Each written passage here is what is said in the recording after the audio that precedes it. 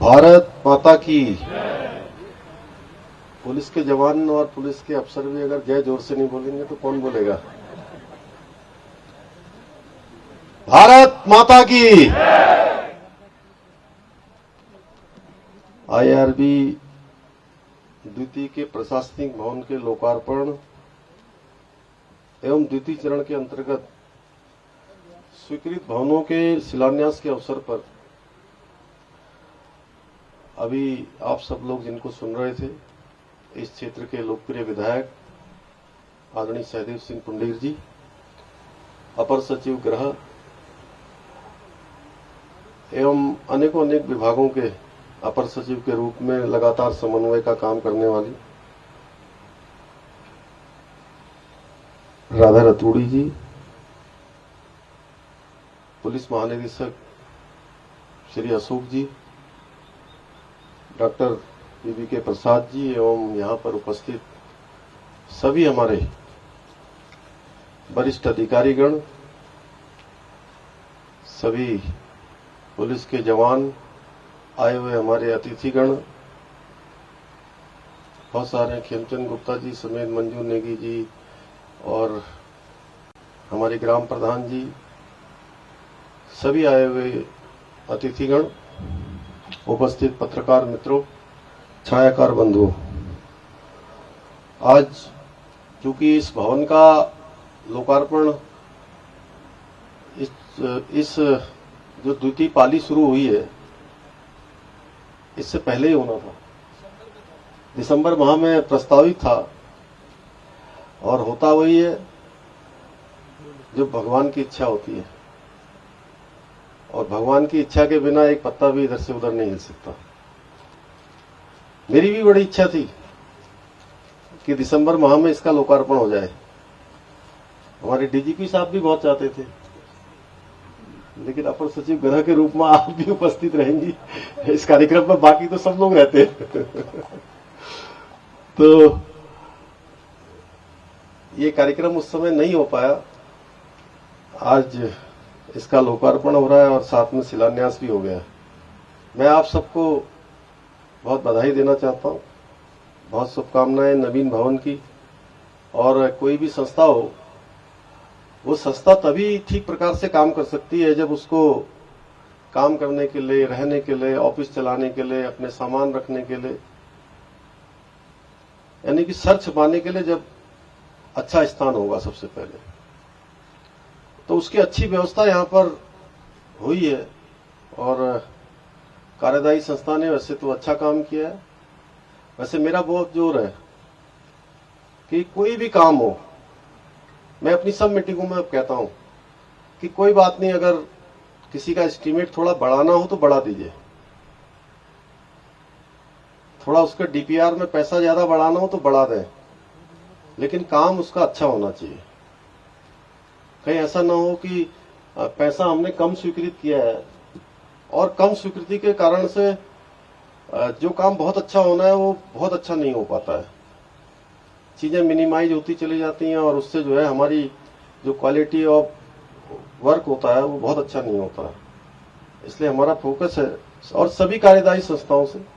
यहाँ पर तो अच्छा लग रहा है, वैसे बाहर से अच्छा लग रहा है, लेकिन कई जगह पर मैं देखता हूँ कि बहुत सारी बिल्डिंगें बनती तो बड़ी अच्छी हैं बाहर से, लेकिन कुछ समय के बाद वो कहीं सीलन आने लगती है, कहीं चूने लगता है, कहीं दीवारें टूट जाती हैं, कहीं टाइल्स लगी होती हैं वो उखड़ने लगती हैं, कहीं टॉयलेट में वो जो हमारे होते हैं उसके हत्थे उखड़ जाते हैं।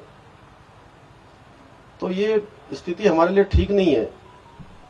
और हम सब लोग, चूंकि नवोदित प्रदेश अब हमारा 21 साल पूरे हो गए और 22वें साल में हम आ गए, तो इसमें हमारी पुलिस की बहुत बड़ी महत्वपूर्ण भूमिका है। जैसा अभी राधा जी कह रही थी कि पुलिस की भूमिका बहुत ज्यादा है। अभी देखिए, सबसे पहले तो हमारा जो चारधाम यात्रा चल रही है और पूरी यात्रा चल रही है पूरे प्रदेश के अंदर, तो यात्रा में आप सब लोगों का बहुत महत्वपूर्ण योगदान है। कोई भी इंप्रेशन पूरे देश के अंदर हमारे यहां से जाएगा, दुनिया के अंदर जाएगा। अभी आप देख रहे होंगे 2 दिन पहले क्या हुआ, 2 दिन, 3 दिन, 4 दिन पहले एक वीडियो पड़ गया और उस वीडियो के कारण से कि चार धाम यात्रा में इतनी अव्यवस्था हो गई है, इतना गड़बड़ हो गया है, वो सारे देश में चर्चा होने लगी। जबकि हकीकत ये नहीं है। सच्चाई ये है कि पिछले 2 महीने से लगातार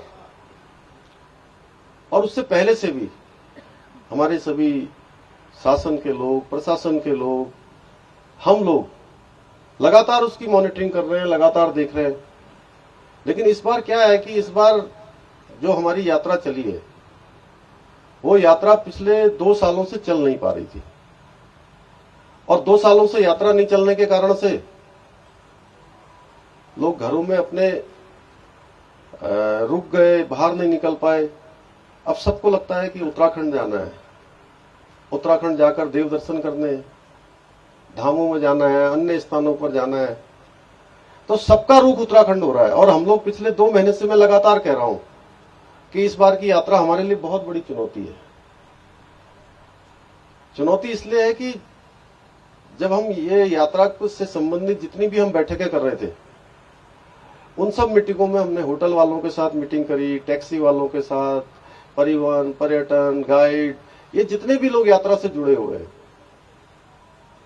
सबके जब हमने उनसे पूछा कि आपके यहाँ बुकिंग की क्या स्थिति है, तो आज से 1.5 महीने पहले अधिकांश होटलों की बुकिंग हो चुकी थी। यात्रा मार्ग पर पड़ने वाले टैक्सियों की बुकिंग हो चुकी थी।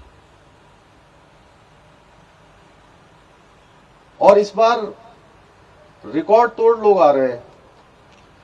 पहले हमने सोचा कि थोड़ा छूट दे दें और हमने छूट दी भी। और पहले दिन की बात बताऊं मैं आपको, केदारनाथ जी में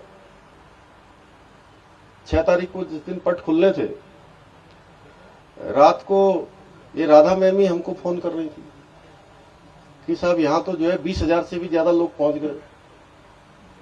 कितने पहुंच गए थे? 20,000 में।